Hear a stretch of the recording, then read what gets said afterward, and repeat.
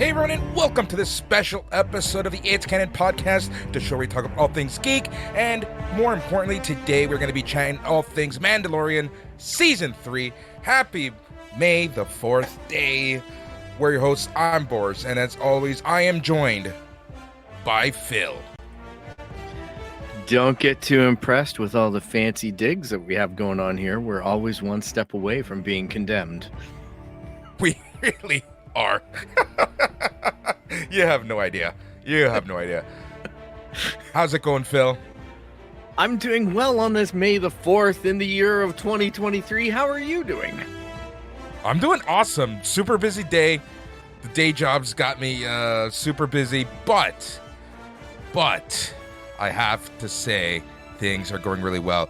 Most importantly, because we have the opportunity to not only podcast, not only go through some geek therapy, but most importantly, we get to chat Mandalorian Season 3, because, you know, we kind of teased this a lot. We talked about it a lot, but a lot of our thoughts were kind of kept for this episode, so I'm really looking forward to doing a deep dive with you, because, you know, these episodes are always a lot of fun. Like, this is what I live for. I see that we're both wearing our Star Wars shirts. Why not? It's the day, right? Exactly. Happy May 4th, everybody. I like this one. My return, or sorry, my Empire shirt. The Empire.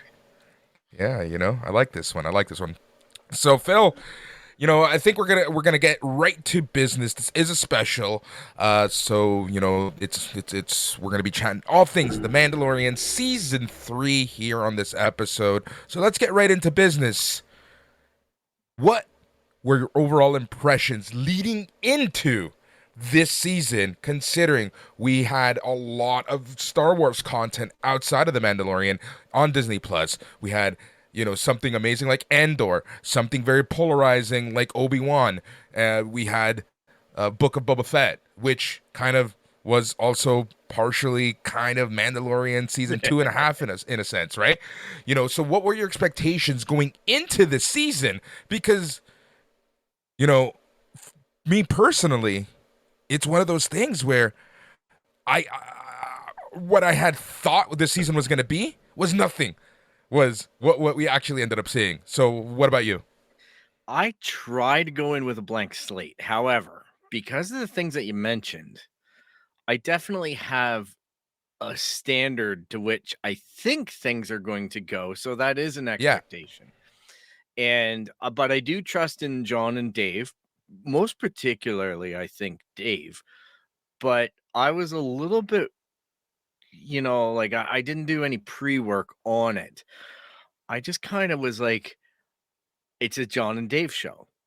Yeah. So when I retroactively, and we'll get to our reactions about each episode and the full season later, I was just a little bit like, oh, John did it all. You know what I mean? Like it was less with Dave. So I was just like maybe attributing some of what I thought wasn't going well. But my overall impressions walking into it were I was excited for it. I was a little bit let down by Obi-Wan, but as well, it's hokey Star Wars, and it lived up to hokey Star Wars. Book of Boba Fett, hokey Star Wars. It, you know, took hokey Star Wars to the bar and back, so to speak, on Tatooine there. Andor really, though, set an expectation in terms of how good Star Wars can be for me. I know it wasn't everybody's favorite show, but it probably week to week anticipation wise, and not even setting an expectation, just knowing I'm going to go on a wild, you know, ride that is in the Star Wars universe. Yeah. That was a really fun thing. It was to me, it very much had feelings of Mass Effect, and a lot of stuff like you'd watch regularly on television shows, dramatic television shows, like the heist and things like that. I was enjoying all the different flavors, the prison, all that stuff. I was really devouring all of that and those little Star Wars nuggets in it. Yeah. and the people and the relationships deep dives and the writing was excellent. And I know for a fact if Andor is a novel, Mandalorian is a comic book. I think that might be the smartest thing you've said on the show, and you've said a lot of smart stuff. Let me say that.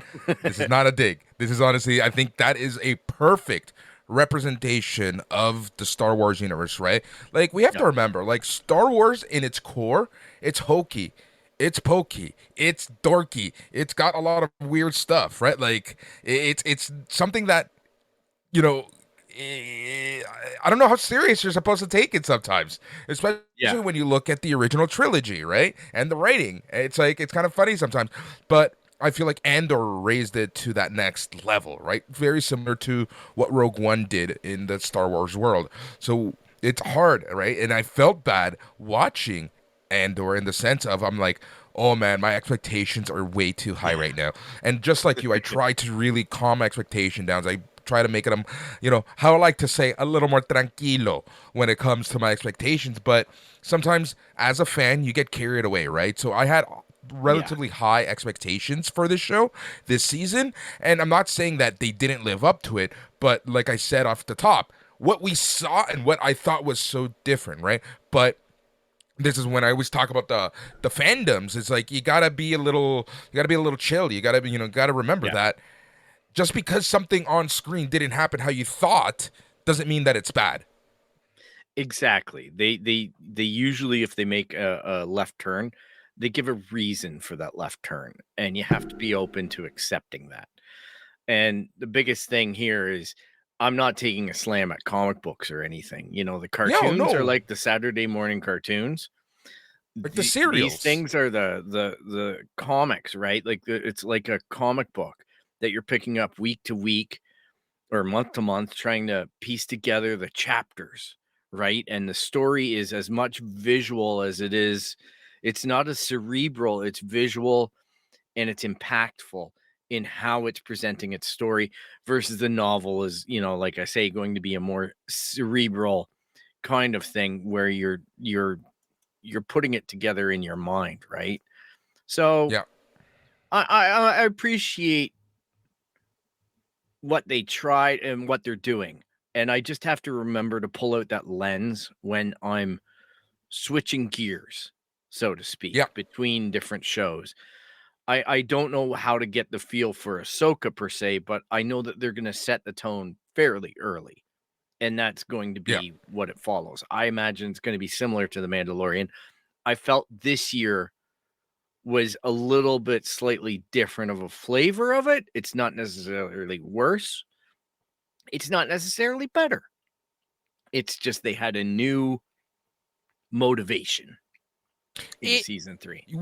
we kind of talked about this, right? Yes. And I'm sure we're going to be talking about this a lot more throughout this episode, but they removed that overall western feel, right? It was a different Yeah. type of show. And I think by doing that, the tone and everything else felt very different. But we're going to get into all that and then some as we deep dive into the season that was. But Phil, before we do that, let's talk about this because this is the $1 million question. What did you think of season 3 overall? Oh, wow. We can do that first. Sure. Let's do that Um, first. I'll compare season 3 to the rest of the seasons, put it that way. In the sense that which one did I like the most or which order or whatever. And I'd say it goes in the order that they're in. First season was absolutely out of the ballpark because it blew away any preconceived notion I had for a television show in Star Wars universe. The second season ended on such a cliffhanger. It was just mind-blowing to me what they accomplished in that season, Especially the and finale. What they did in the especially the finale just finale. completely just Exactly. completely detoured everything you were thinking could happen. Exactly. It was just such a left hook in a good way. Um, and then season 3, like I say, it's not a bad season. It's just not as good as the others for me. It could be your favorite, people. that's the great thing. Star Wars is for everybody. So if it's your favorite, then so be it. Because some of the characters that I felt that they developed and then they did stuff with, or they spent a lot of development time and they didn't do stuff with, was just kind of like, I don't know. I'm not a big fan of the word, using filler or anything like that, because I just don't believe that that's something that Star Wars really does. Normally, there's a payoff at some point, but it's just looking at the season. I just didn't get as excited during certain episodes as I would be in other seasons. And the ending, although the last two episodes had some surprises, they weren't hugely compelling. They were just like, oh, okay, that happened. Yeah. Right. And it wasn't like, oh my goodness, how are they going to do next season, or how are they going to continue on in this universe, or how it's much like Cara Dune going missing after season 2. It's just like, okay, she's gone. Like, you Yeah. know what I mean? Like, it's just like, it's the 10-second explanation. Yeah, she's buggered off. She took a job somewhere else. There you go. Like that. I love that. That it was such a throwaway line that it made me laugh so hard. Like it's Yeah. just brilliant. Yeah, no, I agree with you, right? Like season 3, I think, when you mentioned season 1 was just out of this world, some would say in a galaxy far, far away. Season 2 was good, right? Season 2 was good, and I was kind of really pumped, and it kind of raised the bar, but I still like season 1 more. And season 3, again, while not bad, I liked it. I think I liked it more than you did, especially one particular episode, and I'm pretty sure that we're gonna have a lot of discussion around that episode. But I just think that it was so different from the other two seasons. And the unfortunate part is, I don't want to use filler either, but I feel like it was a jumping on point and the kind of like the beginning of Ahsoka and other shows Yeah. and the rest of the Star Wars universe for the television, because timing of, at Star Wars Celebration when they announced the movie that's gonna have this Filoniverse, for me, it just the timing of it all was very sus, as my Yeah. young nephew would say. So with that said, Mandalorian season 4, you think we're gonna get one? Like that ending was almost perfect up until that movie. We don't need any more content almost. What do you think? I think if you're gonna see, I think there's always a possibility. I believe Jon Favreau's already writing season 4. So, or it's in the bag, like it might even be in the bank. It's written. So it's always a possibility because Disney loves money. And this is literally printing money. So that bears a strong responsibility. I just think a strong possibility. I just think that now we have the idea that you can do season 4 in a different way than the other seasons. Yes. You can do them like episodically as jobs, or even Hmm. 2 episodes that go together as a job. That type of thing that he's taking from Carson Teva and just going and doing the New Republic's dirty work for them. Yeah, I agree 100% with you. I think that what we're gonna get is now the sky's the limit with Grogu and Din Djarin, right? Like they can Yeah. literally do whatever they want. It doesn't need to follow this formula. They can have a serialized show. They can have an anthology show. They can do whatever they want, right? So I'm quite excited, and I think we're gonna get away from the main story, and it might be Grogu and Din Djarin's wacky adventure type thing, right? Yeah, exactly. I can accept that. I can see that, the world is their oyster, so to speak. Yep, and that's exactly it, right? Anything is possible now, and that's the beauty of this. And that's why I really like the way that the ending went for the Mandalorian season 4. I really did enjoy that. One of the not pain points, but one of the funny part that you know discussion points was this didn't feel like a strict Din Djarin show at this point, right? It didn't Yeah. feel like it was what the other two seasons were. And we'll discuss that obviously a little more, and we have discussed that a little bit. But my nephew and I, Alex, we were talking about, they should have just renamed the show. Add an S at the end. Call it the Mandalorians or something like Yeah. that. Yeah. But it is what it is at this point, unfortunately. Even though I know we both don't dislike that statement.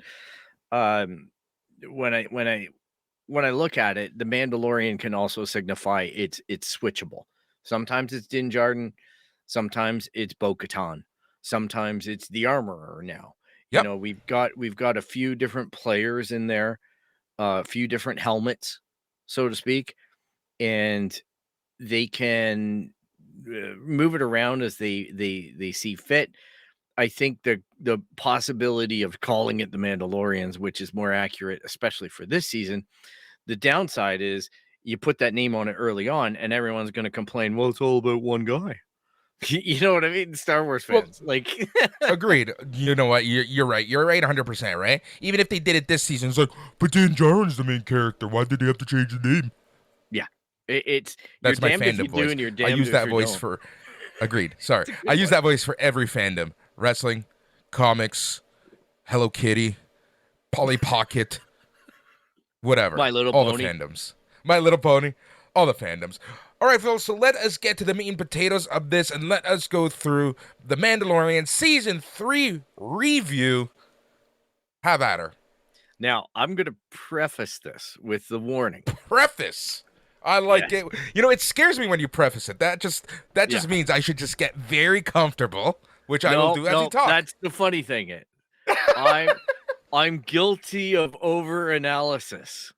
I have done this in another season of this. All right. Ugh. I am not on an Easter egg hunt in this episode. All right.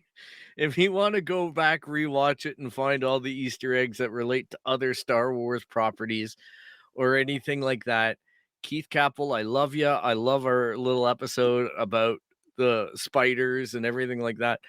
But man, I'm not going to put that energy. I don't have that energy anymore. I got old man energy now. So, The old man energy and old man attitude. Very, yep, very dangerous combination right there. And I knew exactly what you were gonna say, but it was just so funny. exactly. When you're So like, I'm going to get comfortable. No, don't get too comfortable. no, I love it, man.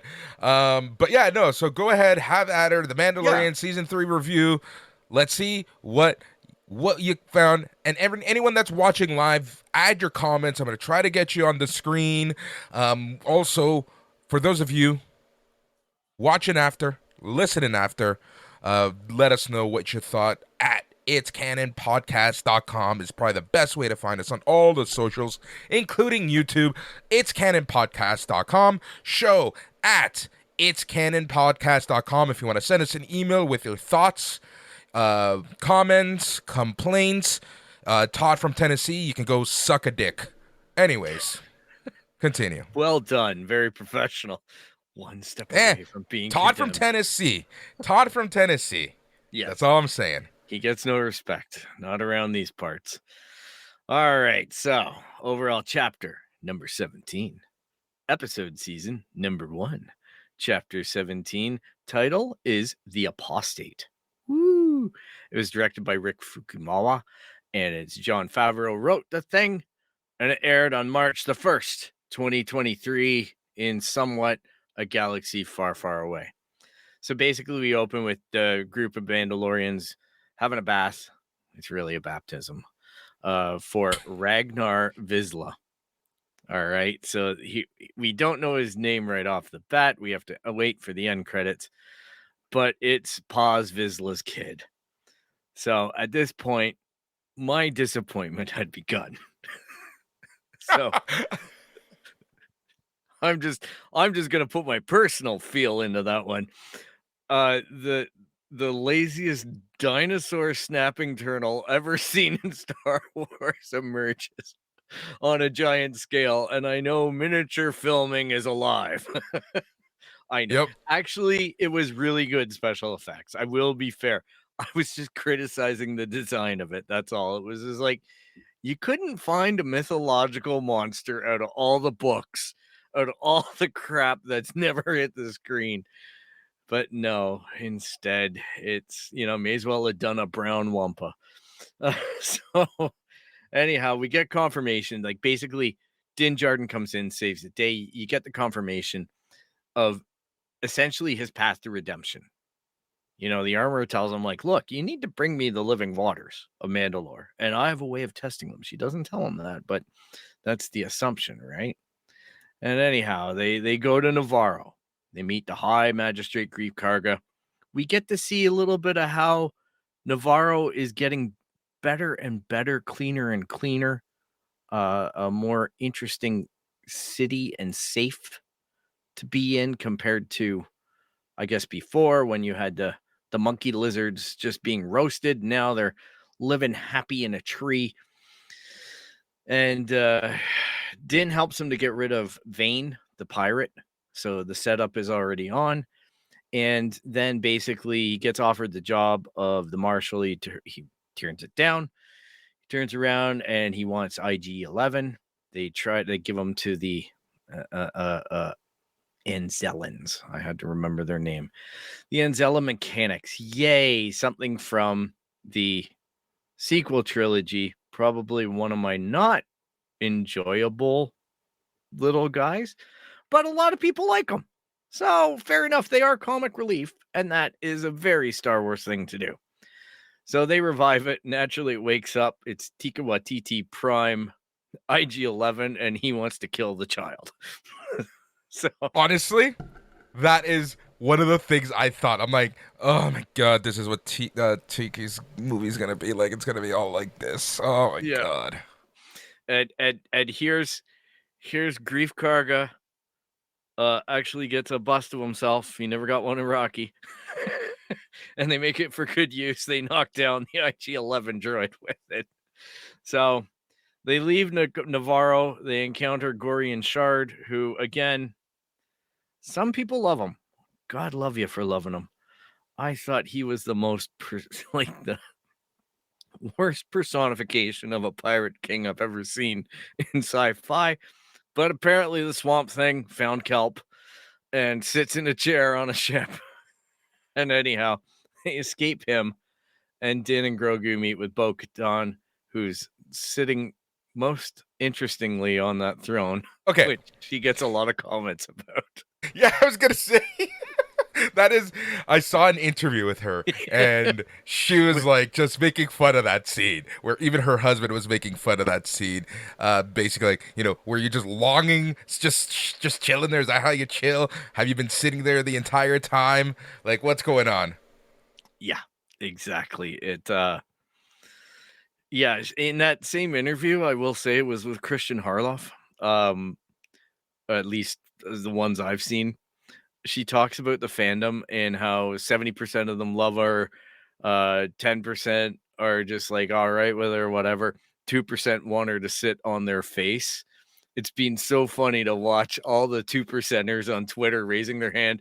I'd sign up for that. So pigs will be pigs.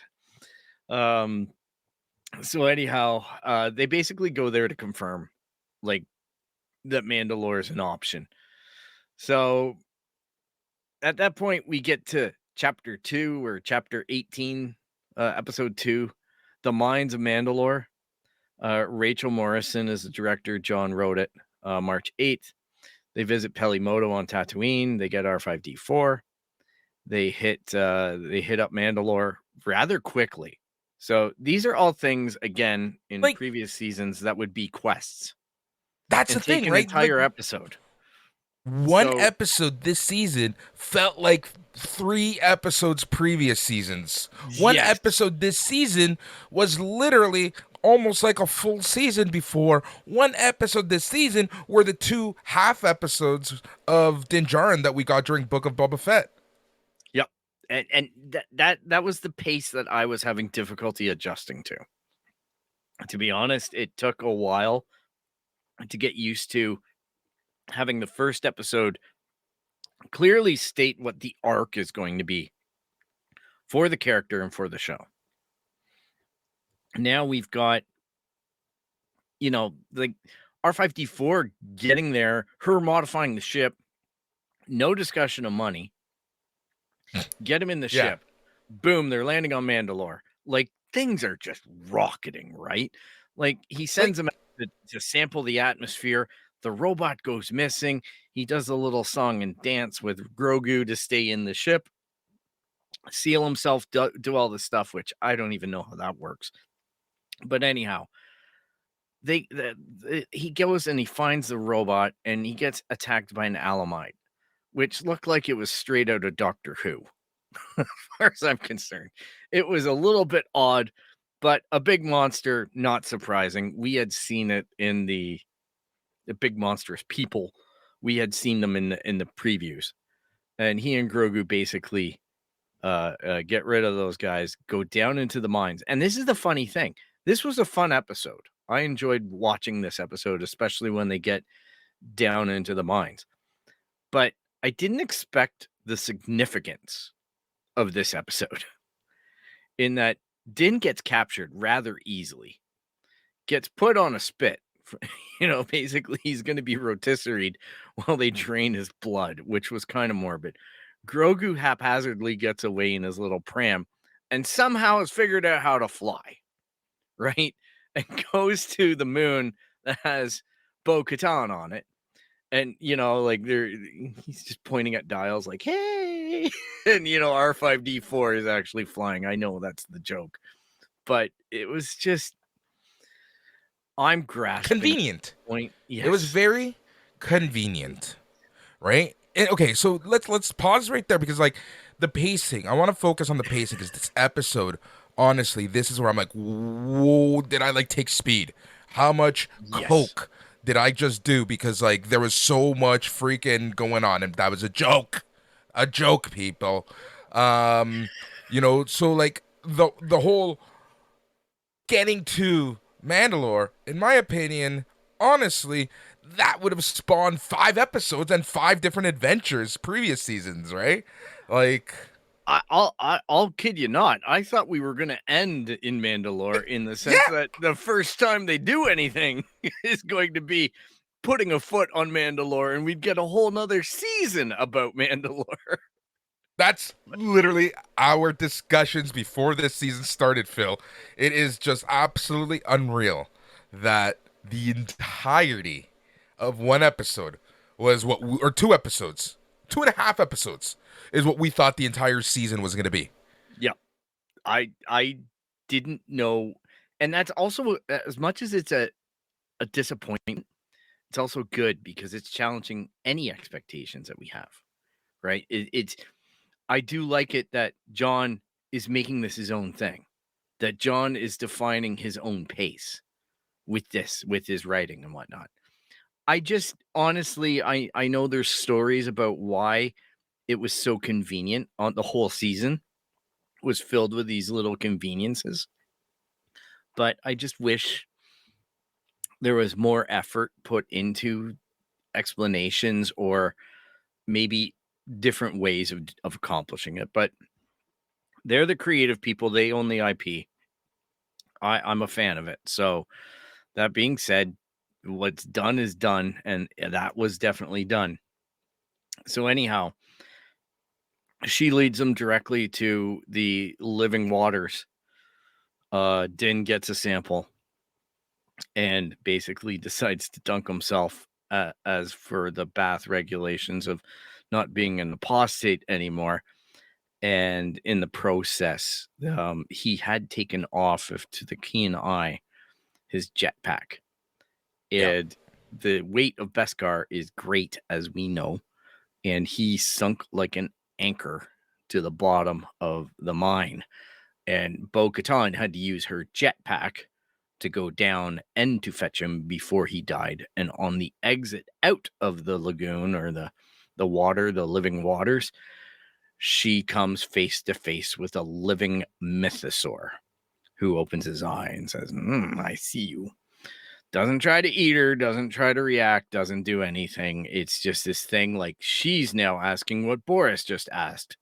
Did I just take cocaine? Am I on speed? Am I hallucinating? And yeah, so we are left with probably one of the more interesting cliffhangers of the season, in the sense that we don't know what she's going to tell people, right? We don't, like, that was our discussion, was how are they going to deal with this? Is she going to clown around and go, I saw the mythosaur?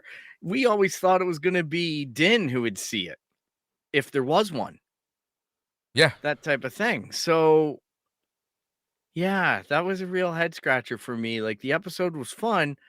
I didn't really realize, because part of the thing with Bo freeing Din was she picked up the dark saber and she defeated the cyborg guy with the dark saber. Din had lost it in his incapacitated state.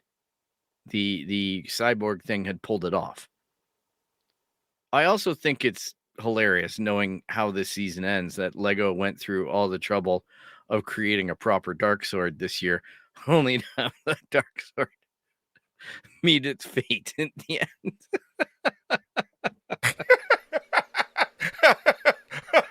That's so Lego. So I know, right? It was in episode 18 or 17, right, where we saw the space whales, right? oh yes, in 17, on one of their good Very call quick montages. yeah, on one of their very quick space warp space moves, we saw the Purrgil and Baby Yoda looking at them. And there's this insinuation, especially after Book of Boba Fett, that Grogu not only can sense animals because the little bugger's hungry, Grogu can communicate with these more complex beings. So, like the Rancor, I'm assuming there might be something to the Purrgil, which are the space whales in episode 1, and the fact that Grogu is reaching out to them. I also, we're going to see more of that in this series. What if?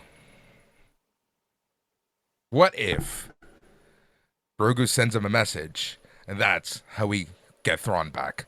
Like, he finds his way back through something that Grogu did. It's the question is, like, we've got two possibilities for how they're going to explain or deal with Thrawn. Because if I know this isn't on the topic of the Mandalorian, but it is the Mandoverse. If you look really closely at the footage that they released for the Trail of Ahsoka, okay, Sweaty Phil is coming into the house. If you look at that footage, there's most definitely a cutscene that is referring to taking place in or at a portal for the world between worlds.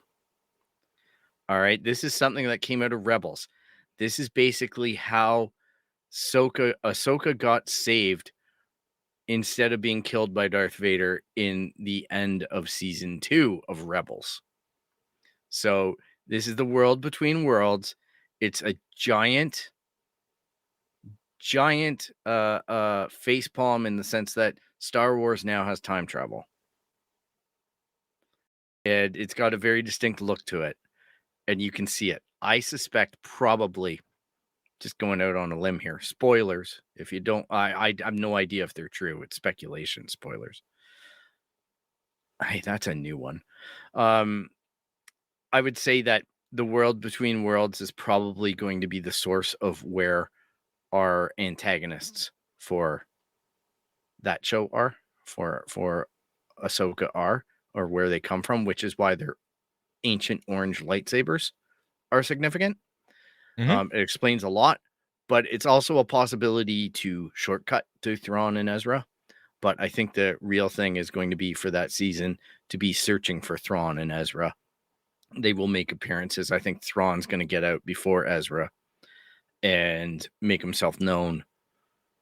But it is a possibility, to your point, that Grogu is somehow contacted by Ahsoka and asked to commune with the Purgil to find these people. So, Yeah. I'll give you Anyway, credit. sorry, I just wanted to bring that up because that was a part of my notes, and I'm like, wait, we didn't talk about space whales. That son of a bitch, he hates them so much. I don't hate them. I thought it was hilarious that they used them to throw the end of Rebels like that, but I was fine with just the episode being about space whales, not having to give them a reason to end the episode, but as well, it was very convenient, wasn't it? Because now we have a continuation of the characters in a new Right? timeline and an explanation about why they weren't in the old timeline. Yeah. So, like, It's, you know what? It's shoehorned, but it's shoehorned in such a way that yep, they actually thought about it. And I appreciate that more than them just shoehorning people for the yep, sake of shoehorning people, because that's what Solo was there for. exactly. So it has its merit. So you are right. Now, Yeah. Anyways, it was another quick episode.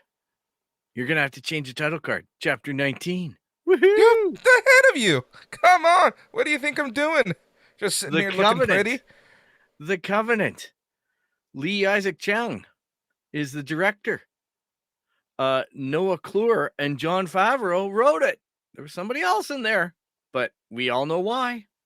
We knew with John Favreau, part of the writers, we knew that this episode was going to be meaningful and impactful. Like, that was kind of the thing that we both kind of in the back of our mind, right? If he's writing or directing, if he's writing and directing, you know shit's getting real. But if he's writing or directing, it's important. Yeah. So this one was probably the weirdest for most of the fan base, this Yeah. episode. Din recovers Bo-Katan, basically withholds the mythos, like they basically get out of the place. They don't talk about the mythosaur. So we're left with bated breath to see how that's going to get dealt with, if at all. They are attacked by the interceptors on their way out off the planet. They try to escape to her castle. It gets bombed. Din gets into his N1 starfighter. It's all exciting. It's hard to write that all this stuff is going on. It's just basically a big space fight, or air fight happens. Castle's destroyed. And then we go to Coruscant for the Dr. Pershing, basically, like The the pardon experience of celebration. him. Yeah, well, it's Dr. Pershing and how he's fitting into New Republic life on Coruscant. Yep. With Ella Kane is the Moff Gideon's a communication officer from the second season. I didn't even So summarize the side story because it felt like it was a little bit of Andor or a little bit of Jedi Fallen Order, right? It was just this, there was interesting parts to it, like the mountain top being there and the games that they were playing, and there was interplay between them. But I felt like the end of the episode where basically it's an oversight by the New Republic to not put the limiters forcibly on the mind flare so that she can use it to wipe his mind or do whatever damage she did to him. We don't know, with the mind flare at an intense level that she was left completely unsupervised with. So again, convenient writing a little bit. It it was an interesting episode in the sense that what we talked about for me, and that is the depiction that the New Republic has just as many flaws, if not more, than the Empire did. yep. That's That's what exactly it, that right? showed me. Like, That's I think honestly that was the point of this episode. I mhm, think the point of this episode, and just remember, at this time, the Bad Batch was going on at the same time. So it was yeah, essentially the same thing, just many years before, right? So yep, that, yin to yang, that comparison, I really, really enjoyed, because we see kind of that the New Republic is useless. They don't know what yes, they're doing. They're, it's interesting because they're decommissioning rebel ships as well. I like that kind of throwaway comment because they're essentially demilitarizing everyone at this point. Yeah, and his job was so similar to in the New Republic as Cyril's job was in Andor, where he's sitting at a desk. You got to delete these data cards. Well, there might be good information on them. It doesn't matter Delete to them, doesn't delete them. matter. Exactly. It was the same thing. The Empire's coming by. We have to decommission this stuff. You need to process this. You need to go over this sheet. You need to put this in your computer, hunch over for all day. And that's what you do. That's how you redeem yourself to the Empire. I found that was a nice consistency. Yep. So And anyhow, it's a good. Sorry, I was just gonna say what I like about that the most is that it's a good setup for how we get from the New Republic to where the sequel trilogy takes us, right? Like we're seeing that while the Empire was defeated, people are still fighting for power. People are still making dumb mistakes. That the governing body is useless, for lack of a better word, and it's easy for someone to just come in and take over, which we still don't know exactly how it happened, but we're getting hints of. We're starting to get the breadcrumbs. Yeah. Right.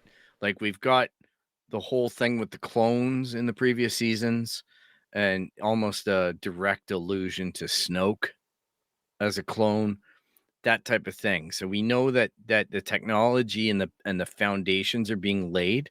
I think you're right. This season even more stokes those flames about the New Republic and how it gives rise to the First Order. Yeah. Like this is the transition from the Empire to the First Order is being realized in this universe. And it's fun. It is fun. Yeah. I love it. I really do like it. So I personally really did enjoy this episode a lot just because I love the beginning. I love that first scene with the anytime that they do any air combat. I'm just a huge fan of. Absolutely huge fan of. That's Star Wars excels at that. No one can match Star Wars for air combat, at least in North America. Yeah. The whole middle, the Beast story, I enjoyed that because, like I said, it's giving us that bigger world feel, and that's something that I've always liked about Star Wars. It's seeing that. We've always said removing ourselves from the Skywalkers and seeing how the rest of the galaxy functions. Yeah. No, I enjoyed the episode more than most as well. Yeah, same. For that, it's just we both did. It's just for that episode in particular on a summary. There's, like I say, there's no point chasing that dragon because I'm like, the point is exactly what we've exposed in our analysis, right? So basically we get to the end of it and Din brings Bo to the hidden Mando camp, and basically they get accepted as part of the tribe, part of the coven, right? That they've both bathed in the living waters and stuff's good, life's good. They're both welcome. It's verified. So it's it got the story moving where it needs to go, and it gave us a nice little colorful detour. So that brings us to 20, which is The Foundling. And Carl Weathers was the guy who directed this one. We know Carl. Everyone knows Carl. John Favreau and Dave Filoni wrote this one together. So this is going to be one of those ones where I'm like circling my calendar going, yeah, there's probably going to be some meat with this one. Unfortunately, I don't know. I'm a little bit about this. Episode was by far my least favorite of the season, except for one part that made it almost my favorite part of the season at the same time. I'm so divided with this episode, but overall I think this is the weakest episode of the season. Yeah, we basically get Ragnar and Grogu doing the whole show off showdown thing, and they have a little dart thing that fits Grogu's arm, even though his basically arm is the size of most people's fingers, it would seem. But Again, that's convenient. The kid Ragnar basically loses to Grogu, and a raptor is what they're called, comes down and takes him. And then we find out that the armorers, basically jetpacks, only have a certain range For this episode. for this episode only. And basically, yeah, it ends up being this whole thing where Bo-Katan is well, we do get Grogu is left with the armor. Bo and Din and Paz and everybody fly their ship out and put together a plan to basically save Paz's son, Ragnar. And essentially, the armor starts molding a piece of material for Grogu out of Beskar. And what happens is Grogu, actually, the pounding of the hammer and things like that remind Grogu, take him back to when he was in the Jedi Temple and Order 66 goes on. And basically, he's recalling his smuggling out of the temple, or his escape from the temple, by Jedi Master Kelleran Beck, who was basically Ahmed from the guy who portrayed, Jar Jar Binks in the original movies, Ahmed Best. And good for him. That was probably the highlight as far as I'm concerned for this episode. And this is probably where Dave Filoni wrote this bit, because it's something near and dear to his heart, this time period. And I don't know if he has an affinity towards Ahmed Best, but it certainly was a nice, it's not redemption for him, because he was never hurt. Like, he was hurt by the fan base, No, but not like by, it's a but nice. it's a nice way It's to celebrate his continued that's it. participation in the Star Wars universe, and to see Like him get a new role. let's remember that. Like Ahmed Best is on record saying that he almost, committed suicide It's because suicide, of yeah. the hate that he got because of Jar Jar Binks and whatnot, right? So seeing this, the redemption story of Ahmed Best was awesome. It was such a feel good moment for Yep. such a throwaway character, for lack of a better word, right? Yep. It was a big deal for those in the know. Um, so that was just really a smile on my face, and it was fun to watch. It was fun to be back in that time period and see real clone troopers, with real people in them versus CGI That ones. to me was the biggest takeaway from this episode, right? Like my favorite part of this episode was the throwback sequence. So seeing, like you said, the clone troopers, seeing the ship, seeing all that in almost non early Hmm. 2000s CGI was really cool. Yeah, exactly. That was one of my standout moments. Was I always enjoy seeing real life clone troopers and whatnot, because we all know the helmets physically weren't ever going to fit onto a human head. It was made for computers. But I thought that part of the episode was the shining moment, like the shiny spot on the otherwise turdish nature of this episode. And I do agree, this is one of the worst, if not the worst. And I I think know this what is the one you worst think episode I think is of the worse. entire series. Yeah, I think you might be correct, because basically they go to get Ragnar. Paz gets a little bit impatient. He makes the rescue a little more difficult and peril than it needs to be. Uh, Bo and Din save Ragnar. I think it earns the respect of Paz, as we see evident later in his commitments to these people. And basically, there's 3 chicks that this raptor had. They killed the raptor.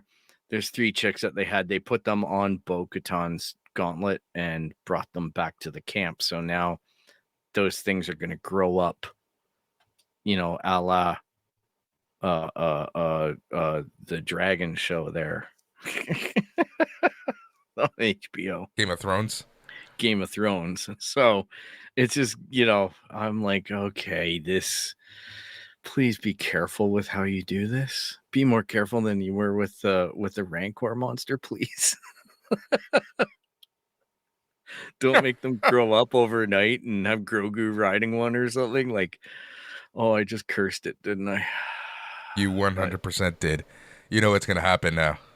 yeah, we're gonna see Grogu riding a raptor. Man. All right. Any other feelings about that one? No, honestly, the faster we remove ourselves from episode number 20, Yeah, the the better better. we get the stench off. 21, The Pirate. Peter Ramsey directed, John Favreau wrote, aired on March 29th, 2023. Gorian Shard invades Navarro. Grief Karga contacts Carson Teva, who we all know from Kim's Convenience as Opa. Paul Sun Young Lee, Paul Sun Young. Anyhow, fantastic guy. We love him here. He's Canadian. He's in Toronto. He goes to the Friend Blue of the Jays show. game. Friend of the show. I recommend you follow him on his socials. He's one of the nicest guys you'll ever see. So basically, anyway, it gets Carson involved. In fact, Hasbro have announced that they are making a Carson Teva action figure. Yeah. It's in the I pipeline. love it because that's all he wanted. That's literally all he wanted. You would see him on social media just begging for the Carson Teva action figure. Exactly. So he is now an official Star Wars guy. So he always has been, in my opinion, the minute he put on that helmet. But yeah, he that's him. So basically, this is one of the episodes where we get one of our cameos because we get Zeb in the background. We get Dave Filoni with his hat on in the background. And basically, Carson tries to shop the idea that we are going that he can help Navarro because he's worried that the Empire is going to become involved in this. Like they're at the root of this. And he goes to Colonel Tuttle, who's played by Tim Meadows, who we all know from like everything. SNL. I know him from SNL more than anything else. A lot of people I, know him as the SNL character, the ladies' man, but he's in so much. he's in so much. Like I can't even count the amount of sitcoms I see him on and bit parts. It's crazy. It was kind of fun seeing him there. And essentially he reinforces that idea that we were talking about, that the Empire is too much into its own. It's got weaknesses. It's stretched too thin. It's playing politics. It's only going to member worlds. It's not going to defend the universe. That type of thing. It obviously bothers Carson. And The part of this conversation that stood out the most for me was when Teva was asked, have they signed, are they part of the New Republic? Are they signed on? No? Fuck them. We don't care about them. yeah. Because that's the same attitude that got the Republic into the trouble it did. So it's like history repeating itself, right? Like it's kind of funny because it reminds me of that period in our world history between World War I, the Great War, and World War II. Yeah. Exactly. We're doomed to repeat ourselves, so to speak. So basically, Carson tracks down the Mandalorians because they've still got R5D4, and he's got some kind of communication method that the rebels have used on R5D4, who we all remember from the 1977 classic Star Wars, which is why we're all here. And basically, the Mandalorians are all commiserating, like, oh no, we're found out, we gotta move. Conveniently, though, they debate on whether or not to go to Navarro and help them. And they hold a vote, and because Bo and Din say that they want to do it, Paz decides that he will sign up, which is that sign of respect from the week before, saving his little child from the Raptors. So, as well, though, Bo and the Armorer have a moment where Bo is getting a new pauldron because she lost one in a battle, and she asks for the mythosaur to be on it, and she lets the armorer know about her sighting of it, and the armorer is kind of like indifferent about it, right? Because I don't know if she can even comprehend what she's being told to her at that point. So, yeah. So, anyhow, off they go on that mission to basically help Navarro. Um, they go. They have a big battle with Gorian Shard. They defeat him, and well, let's just see here on my notes. Just want to see something. Bo assumes command on the mission to Navarro, and they defeat Gorian Shard. The Mandalorians settle their old encampment. Bo and the armorer have the old forge. They meet at the old forge on Mandalore. Actually, sorry, so I got the sequence wrong. They free Navarro. Then basically, Mandalorians get a new home on Navarro. They reclaim their old grounds. Man, the armorer goes through, basically lights up the fires in her old forge. She sees the basically she tells her that she sees the mythosaur, and she basically, well, she's told her that already. So anyhow, basically the armor says, hey, why don't you remove your helmet and go out and introduce yourself to the tribe as this version of you, because I now believe you about the mythosaur, and I think that means that you're meant to lead us. So this is, again, the story moving very quickly in this season. Yep. So basically at this point we are they're going to go, they basically decide to go to Adelphi, and that's where they're going to find their next adventure, because they need to get the rest of the Mandalorian tribe united. Lots of stuff happening, but not a lot. Until the very end. Yeah, until it starts showing up. Chapter 22, Guns for Hire, Bryce Dallas Howard. I know Boris has got a smile on his face. It was April 5th, 2023, written by Jon Favreau. This is, Plazar 15 is the name of the planet to find axe wolves.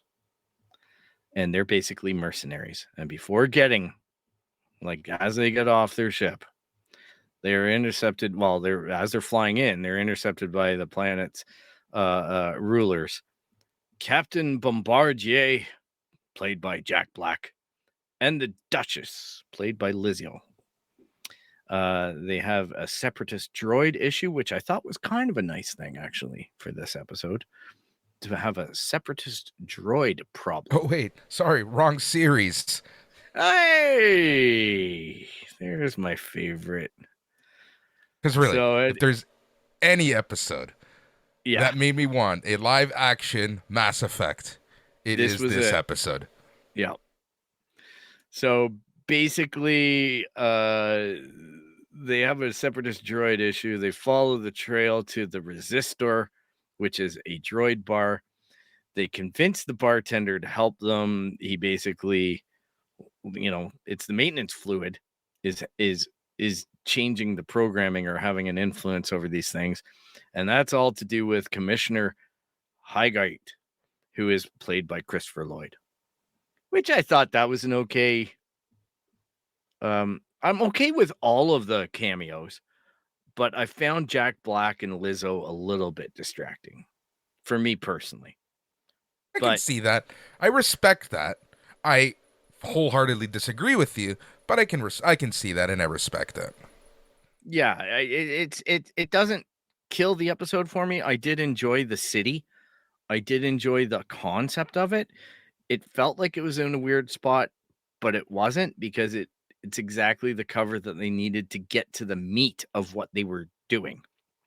So they banish Christopher Lloyd to the moon, and Bo and Alex basically go down, fight. They're going to duke it out for who's going to lead, who's going to control these mercenary Mandalorians. And then Din basically comes forward and gives the dark saber to Bo, citing the technicality that he was defeated.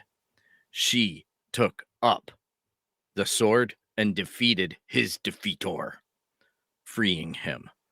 So, thus being able to have a peaceful transfer that conveniently works into the story that they need to tell. So, I was okay with that though, because at this point, I'm so used to it doing this that I'm like, okay, who am I to complain? You know what I mean? Like, I'm just gonna hands up at this point and be like, oh, okay, so this is how we're doing it. And I did feel that that payoff at the end redeemed a bit of the episode for me as well. What are your thoughts on this one? Yeah, this one, you really gave us Cole's notes on this one there, Phil. Um, but really, you're covering the main plot of the Mandalorian season 3, so that just goes to show you how much this kind of had their whole point in finding and doing the who done it was to get to that point, right? The finding out where the others are. So I like that kind of side quest, Mm-hmm. but and I liked the technicalities, but again, like it's very Star Wars where it's just handed to you very conveniently, right? And Yeah. there's nothing wrong with that, but I feel like this season had a lot of that more than any other season. Yes, that is abundantly clear. And yeah, I'm going somewhat over the episodes. I even got some of them a little bit the sequencing wrong in terms of the details, but I expect most of the audience at this point to have watched, especially if you're going to watch a review episode of the season that's spoilery. Um, be sure to go out and watch it. My recaps are not meant to evoke excitement. And like I say, I'm trying desperately to stay away from going down the rabbit hole of the biscuits that they were eating in the Dr. Pershing episode and stuff like that, because those are the things that I really get sweaty over. And I just really enjoyed the consistency of the doctor, like luring him over into this more ambivalent role with how he wants to get his cloner information back. And but at the end of it, I just felt like none of it really matters because his mind's wiped. So I'm Yeah, like, it's quite literally an entertaining story each episode tells. And I love the locations and the ambience and everything about these places. But man, did they ever like woof kind of drag their heels on some of this. Like, or not at drag their times, heels, yeah. but push stuff very fast to fit a very aggressive timeline. And I don't know how else you do it while having half-hour timelines. Like most of these shows are half an hour, maybe an hour if you're pushing it. So, and again, it's hard to encapsulate with excitement. Dogfight. You know, I'm just like, Is it? well, It is. It is. It is. It is. It it's is. It is. imagine Top Gun, and that's what happened. Bo-Katan puts on the air brakes and gets behind the TIE interceptors and blows them away. So, and I know I had previously mentioned about Grand Admiral Thrawn's connection to the TIE interceptors. I am incorrect. It's TIE Defenders. That was his Fender. project. We have not seen those. So, my mistake, if you're keeping track, ladies and gentlemen. I didn't say it in this episode. I said it like 4 weeks ago. Yeah, you I did. know. I remember. Yep. I used it as a basis for my theory, which the theory was somewhat correct, but the foundation had a flaw in it. It's all good. Yeah. So basically, chapter 24, The Return, Rick Fukuwama. Did we go through 23? Yeah, that was just 23. Okay, sure. Okay. Lizzo. No, that was Uh, 22. was it? Oh, well, I did Yeah. 23 for you. Yay. Well, if this is not a live show, I don't know what is. I remember 23 is when they go back to Mandalore with everyone We get pirates and everything. And then 24 is Oh. the finale. Oh, yes. Sorry. You're right. I missed it. 23. The Spies. Rick Fukuhama. John Favreau, Dave Filoni. This one's an important one. April 12th, 2023. Ella Kane tells Moff Gideon about the Mando's desire to take a Mandalore. Gideon tells his Shadow Council, which this was all fun. The shields This from... was cool because Yeah. this had a lot of Easter eggs, some of which we should talk about. Yes. So, first of all, Ella Kane, I thought that it was really cool seeing Coruscant the way it was. It felt very Blade Runner-esque, very cyberpunk. And she talks with a regular probe droid, which wasn't very subtle. But it does denote that she is talking to the Empire. So, head meet axe, but it worked.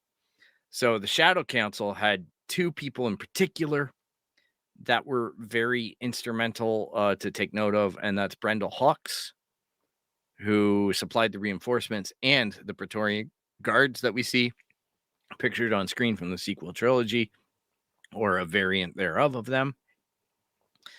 And Captain Pelleron, who is the guy who kept on talking about Grand Admiral Thrawn.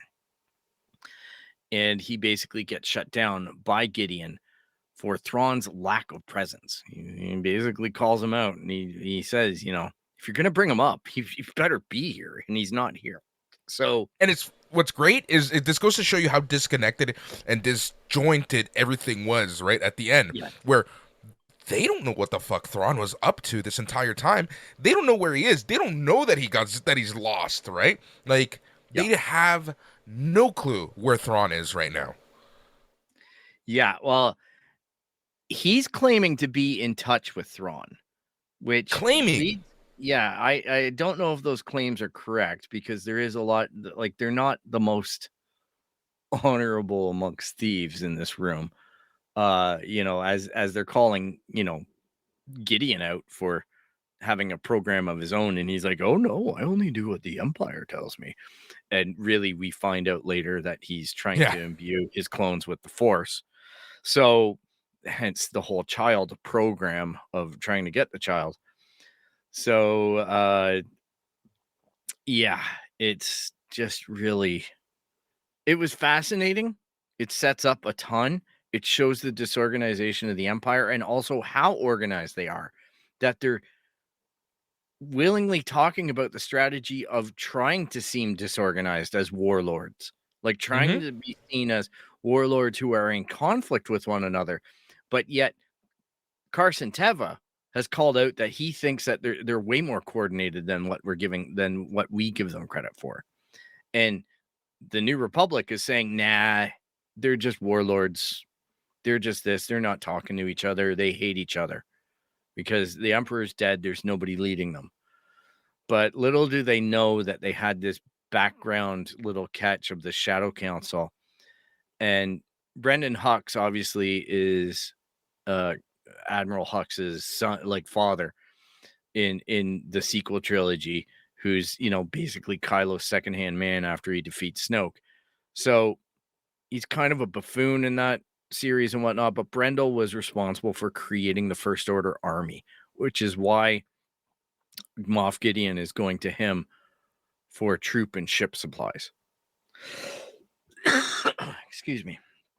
So we then go to Nepharo, and the tribes basically are introduced to one another after their little mission to get Axe to follow and the rest of them. And they basically come up with the idea that they need to go to the Great Forge and light the fires. Before leaving, Grief presents Din and Grogu with IG-12. So, yeah. Okay. So, yes, and Moff Gideon and the Emily Swallow, who plays the armor, will be at the Montreal Comic-Con in July. So if you're Yeah, looking really for it, looking forward to some that. autograph, that's where you go. Yep. Before leaving, they get IG-11, which again, I'm gonna call it out as it was weird for me, but I completely understand why they needed this in this story. I 100% appreciated it later. You, I you're thought, texting me at the time watching this live. You did not right, appreciate this at the time. no, at the time I hated it. And I know a lot of people got a great deal of comedic relief from Yes No. To me, it is funny because I have rewatched it and laughed. You know what it And was? I You wasn't can finish. expecting it. Sorry. Yeah, go ahead. You know what it was? This type of humor is the humor that I absolutely loathe in the MCU. Yeah. It's That's what it was. It's the take this super serious moment, so much important stuff is happening, but let's get some lulls, let's get a haha in there. And sometimes, okay, cool, but it happens every single time that you cannot take these stories serious at all anymore. like it was bad enough that the Anzellan got out and bad baby and all that. Like that was enough comedic relief for me to have Grogu trying to figure out.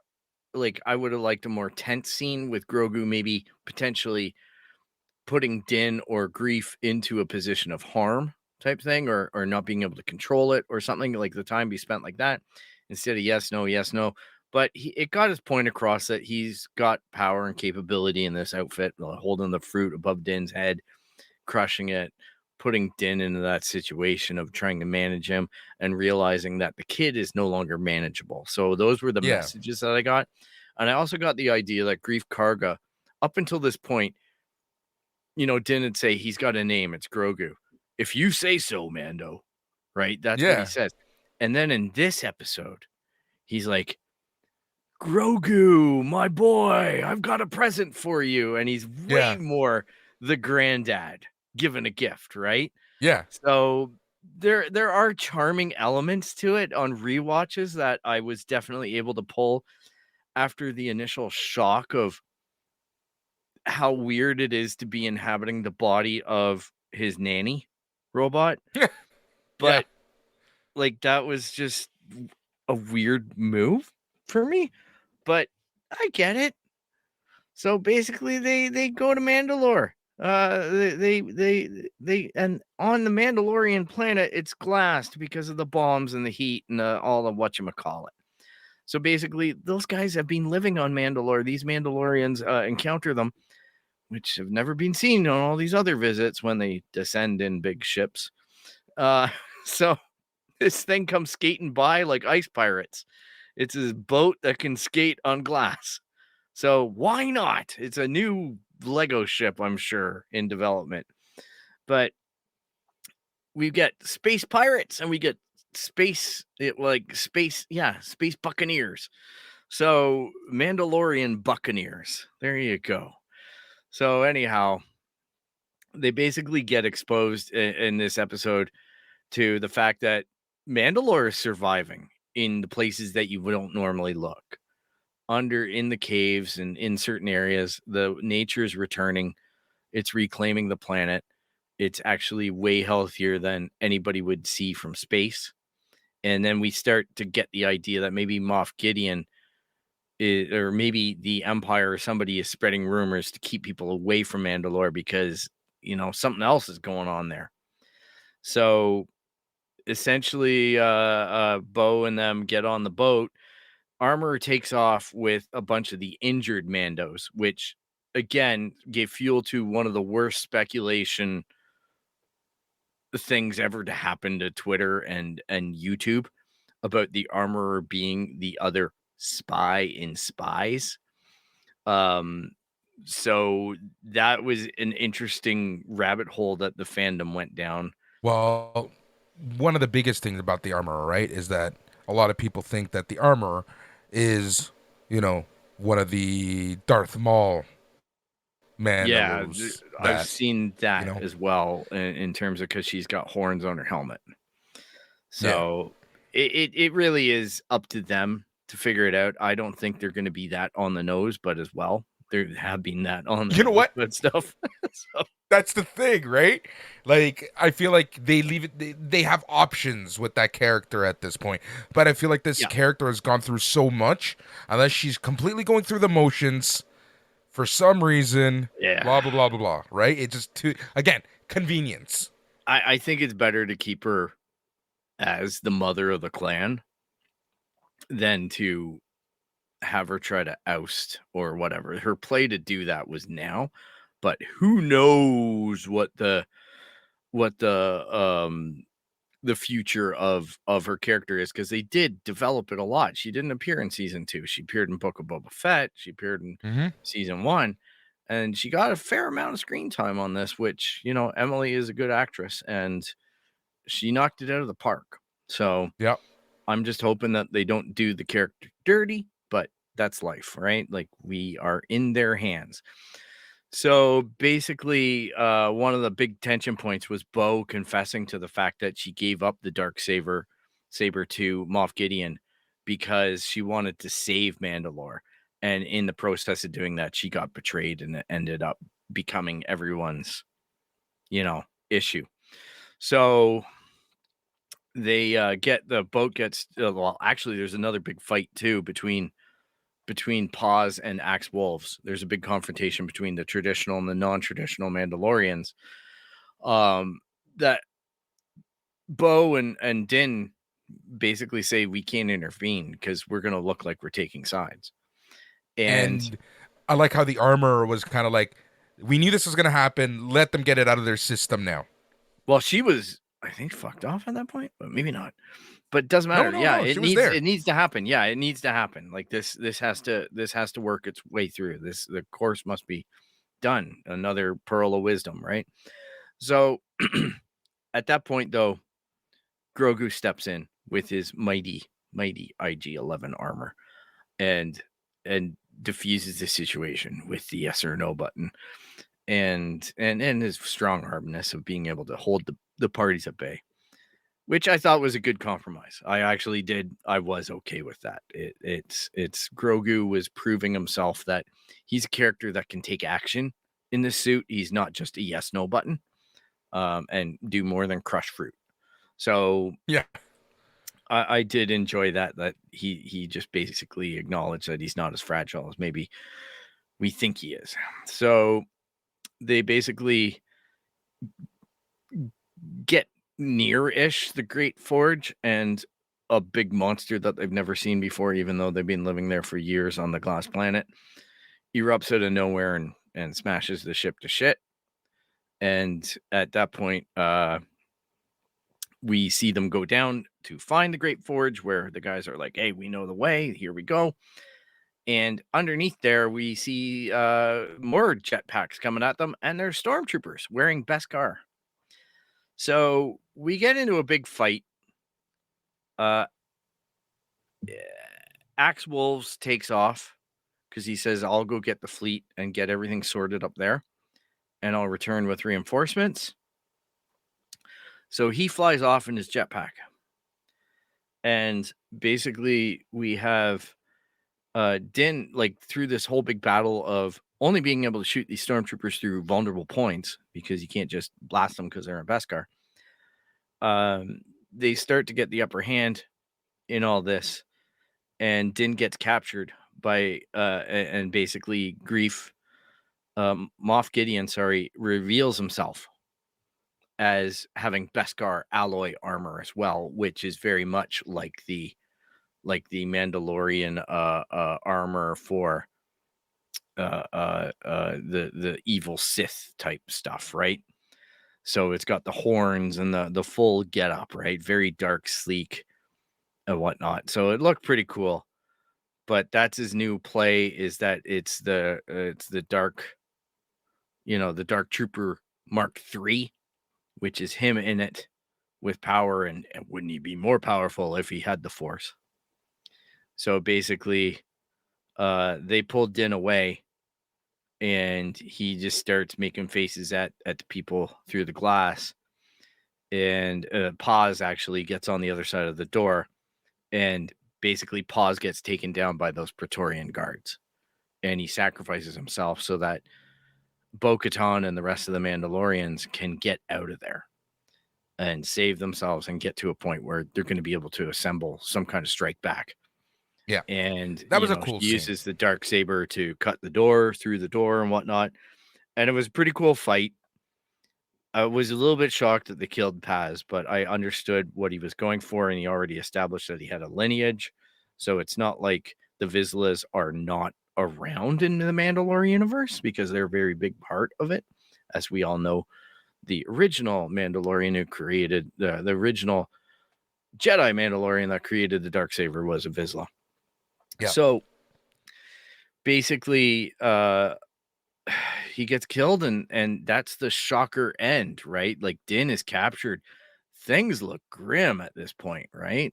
Like, we're really into the weeds for the finale. It's the plate is set. What do you think of this episode? I like this episode. We're still on 23 for those watching. I just went a little too ahead. I like this episode a lot. It really set us up for the finale. I think that the right character died.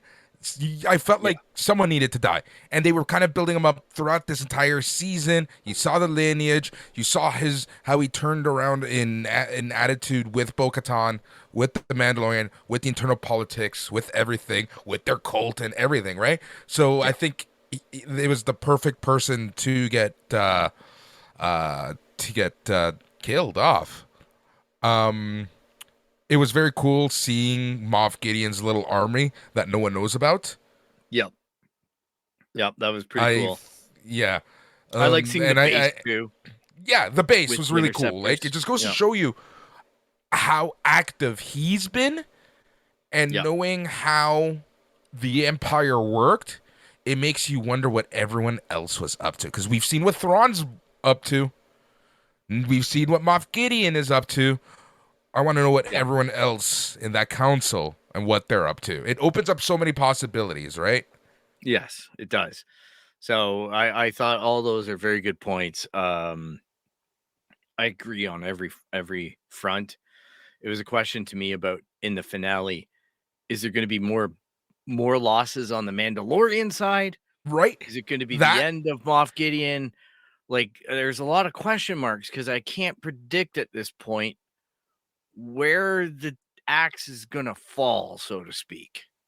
Right? Where the dark saber is going to fall. Yeah, where the dark saber is going to fall. Exactly. It's a lot of stuff is on the table at this point. Yep. Which, does bring us to chapter 24, the return. Rick Fukuwama, Jon Favreau. Rick is the director. John's the writer. April 19th, 2023. Feels like so long ago, but not that far, baby. Yeah. So Bo retreats. Axe is on his way to the ship, seemingly with no gas restrictions on these backpacks. They loaded them up with the special fuel. They have the special fuel, the Beskar fuel. So, or the fuel on Mandalore is better than anywhere else. The atmosphere on it's built for the atmosphere. There we go. We figured it out. Yeah, we figured it out. John and Dave hire us right now. Exactly. You don't need summer and winter gas. You need Mandalore fuel. Mandalore seasoned fuel. So anyhow, we then Axe goes up there and basically tells everybody to get hell down there, because they need help now. So they man all the ships and get into assistance mode. And then basically Axe decides, you know what? I'm going to crash this ship. You can see him like, I'm bringing this thing down. I'm bringing this thing. And, he's the only guy flying it. So it's just like any Star War where you have a single person flying something. You're going to hit shit. So, so the writing was on the wall there. Din somehow gets free so easily. He's just like, he really does. I know, he's just walking along and he's like, oh, your shoelace is untied. What? Boom. Ah! And then it's like Keystone Cops, right? Seriously, never take Pedro Pascal for a walk when his arms are tied. Exactly. It's we learned in 2 shows in the past 3 months, you just never walk them to a cell. Exactly. He just can't be caged, that man. I'm telling you. So basically, uh, he finds Grogu. The two of them start journeying to meet up with the team, I guess, at this point, or get Gideon. I don't know what the declared thing is anymore, but essentially they come across Gideon's clones. They destroy those, which were creepy. And basically, it established that whole comment about him trying to imbue his clones with the Force. Yeah. So we get the big battle because Bo-Katan and the rest of the troops arrive and they start going nuts in the base. And we get the prolonged battle. Din and Grogu make a final stand against Gideon and the Praetorian Guards. And it's pretty interesting the way that I thought there would have been more, Grogu trying to fight with Praetorian Guards or something, which would have been really interesting. But, he basically was just dancing around on the light fixture while Din did his work. And then basically they come together. Bo finds them, helps them take it all, resolve the whole issue. And in the battle with Moff Gideon, he uses the superpower strength of the suit to crush the Darksaber. He wrenches it and kills it, and basically that thing is toast. So at that point, he's just going on the bad guy soliloquies and whatnot when Axe crashes in, causing a giant fireball, which basically consumes Moff Gideon. And Grogu, a la Kanan Jarrus from Rebels, uses a force shield to protect himself and Bo-Katan and the man and Din Djarin.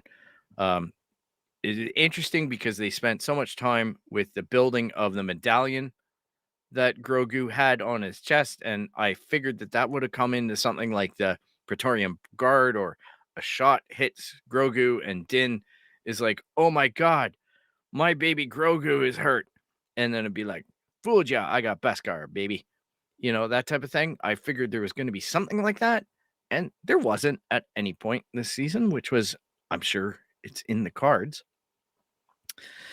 Um, yeah, he does the force shield after the battle. They they relight the forge. Din formally adopts Grogu because he couldn't have him bathe in the waters of the living waters of Mandalore to become one. So he adopts him in order to get around that technicality and start giving him proper training. And we see again the whole mythosaur when Grogu's standing near near the living waters, the mythosaur opens his eyes. So Din then goes out and meets with Carson Teva and gets, the head of the IG droid in exchange for basically being a good bounty hunter for Carson, like to take on jobs that are ethical and whatnot in support instead of being the bad guy, so he can teach Grogu how to do good. And he uses the head of the IG-11 to bring back IG-12 and gives it to Navarro to Grief to make him the marshal. So it solves that issue of what happened to Cara Dune, because we know that there were plans, at least from what we hear, to make her the marshal. And we close in on Din and Grogu relaxing in their new homestead, and Grogu is spinning a frog, about to have a nice little snack, and we get that circle fade, my friend, that you must have loved and eaten up. Like, de-beep, de-beep, de-beep. That's all, folks. I did. I absolutely loved it. I thought it was So cute. let's talk about the dark saber, the black saber, the dark saber. Let's talk about Darcy. that being destroyed and the ramifications and the overall like what that could mean. Well, I think it means that there's going to be an acceptance by the Mandalorian culture, because I think they were very clear in the fact that the dark saber only meant something to the Mandalorians, like to the ones that were taking their helmets off. The Yeah. dark saber meant nothing to the foundlings. Yep, exactly. They don't know what they did in this season was show these foundlings that grew up on the moon of Concordia and all these different places, to show these foundlings in this sect of Mandalorians that they don't even know what the soup tastes like. Right? That was in episode 2. Yeah. That she says, like, you've never had this soup, like, and you call yourself a Mandalorian, you know, like that type of thing, like gatekeeping on the culture, right? And it's kind of like a little bit of fair play back. Like, they built up Bo-Katan in the soliloquies and the experiences and the little talks. You know, Din told her on that ship, look, I don't care if you've got the dark saber. I don't care if you're the rightful ruler or not. The fact is, I'm going to follow you because you still have a story to tell, and you conduct yourself with honor. And that's what I'm responding to, is how honorable of a leader you are, of a person you are. That's why I follow you. I don't follow you because you got this thing. So I think at that point we established that the dark saber is something that it can be something that we don't really need to think about as highly anymore. It's a cool black lightsaber. You know what I mean? I think that they did a well enough job writing around that. Yeah, can the armor have a foundling? We have a question. I don't see why not, but I don't see it's up to them to define the culture. It's up to the writers to define the culture.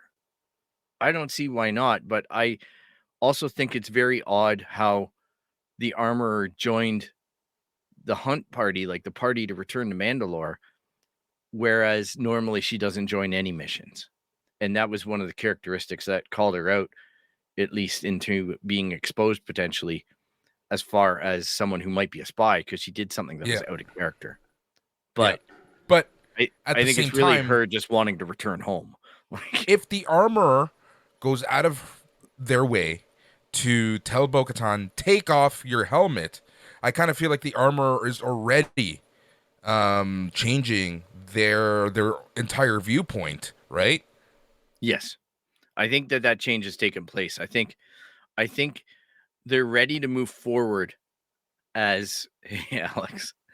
I think they're ready to move forward as a culture, um, together, realizing that apart they're weak, together they're strong.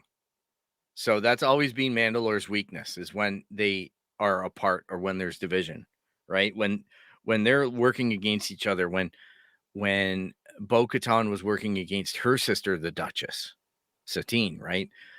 That created division because she was joined Death Watch at that point. She was part of what she perceived as a problem, but she was unsatisfied with what her sister was doing as a leader.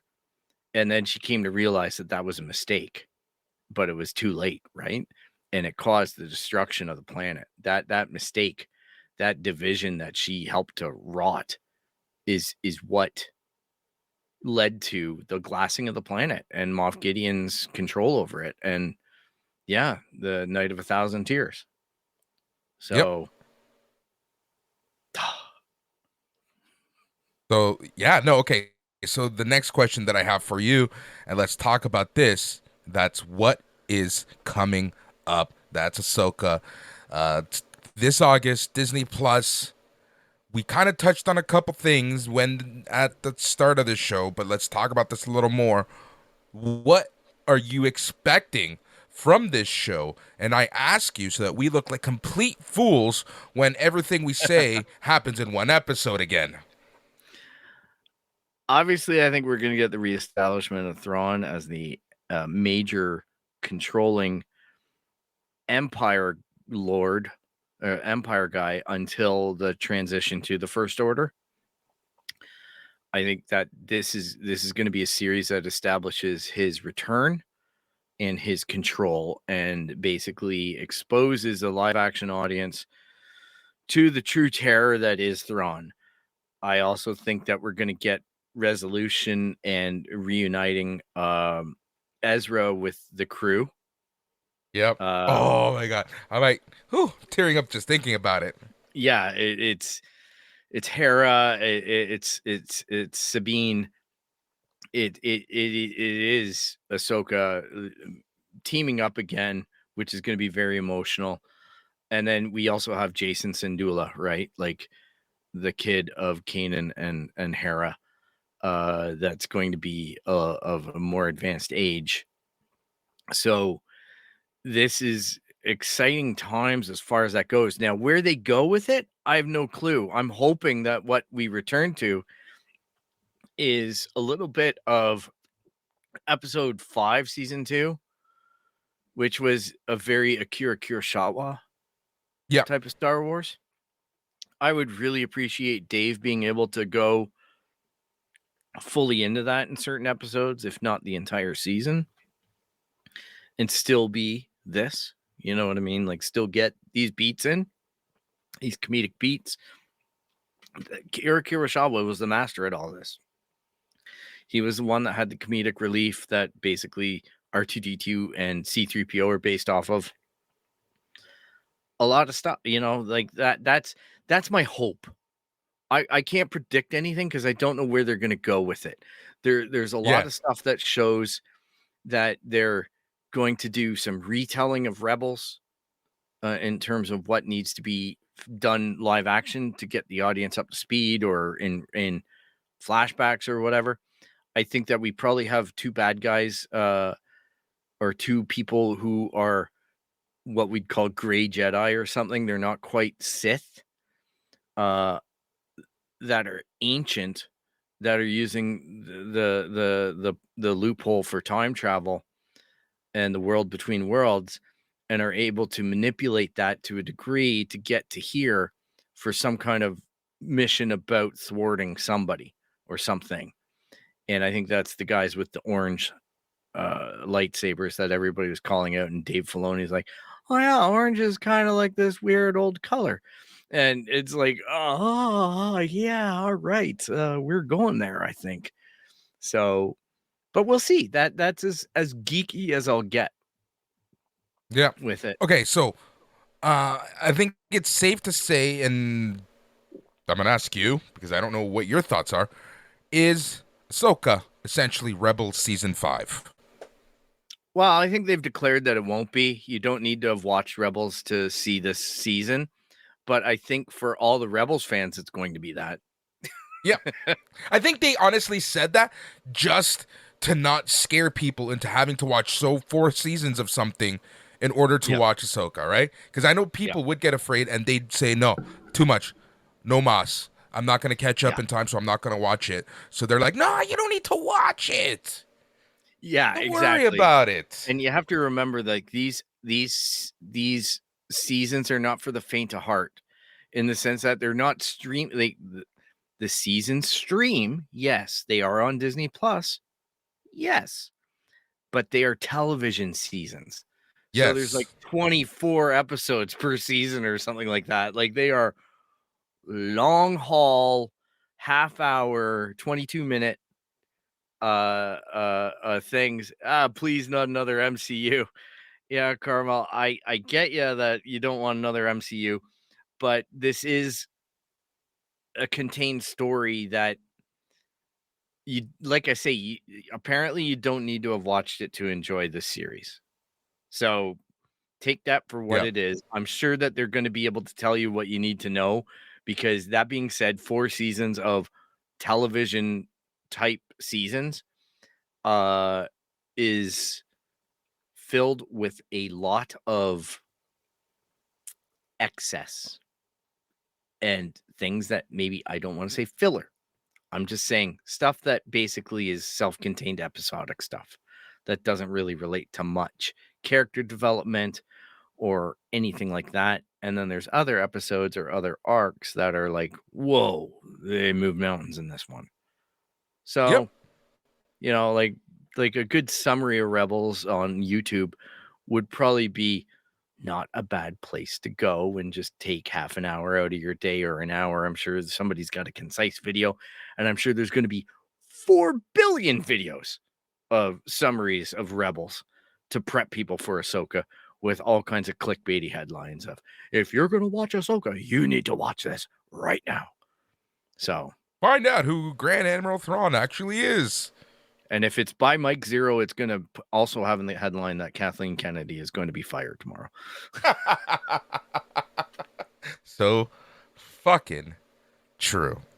Yeah. All right, Phil. Honestly, that was awesome. I just love geeking out, talking Star Wars. But I do think that this is the perfect time to bid adieu and let everyone know how they can get a hold of us. Certainly. You can track us down on www.itscanonpodcast.com. You can look us up on all of our socials, Instagram, Twitter, Facebook, at It's Canon Podcast. You can email us at show@itscanonpodcast.com. You can even find us on YouTube at It's Canon Podcast. You can subscribe anywhere where you find podcasts.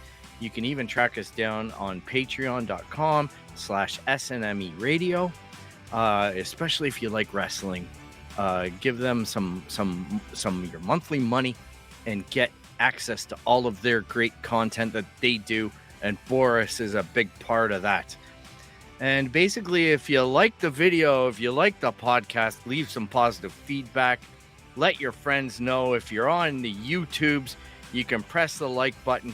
You can press the subscribe to let you know when we have these Thursday little episodes or treats or whenever we drop them. And be sure to click the alarms bell so that you do get notified of basically when we do it. So thank you so much for taking your time to listen to me yammer on about The Mandalorian. And Boris, thank you so much for all that you do for our show and listeners. Anytime, and thank you to the listeners for giving us the past 2 hours as we get to really geek out and talk about what we love talking about, and that is Star Wars.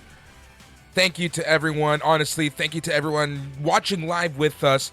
Remember, you should just watch live. You can be part of the conversation. One of these episodes on the main show, we're going to be having a mailbag type of episode, so you're going to want to get used to it. I'm going to start putting more effort into being more consistent. I think we've hammered stuff out. Today was a big test to make sure that it can handle a lot of what I want to do with the show. But thank you so much. He's Phil. I'm Boris. Thank you for listening, and goodbye.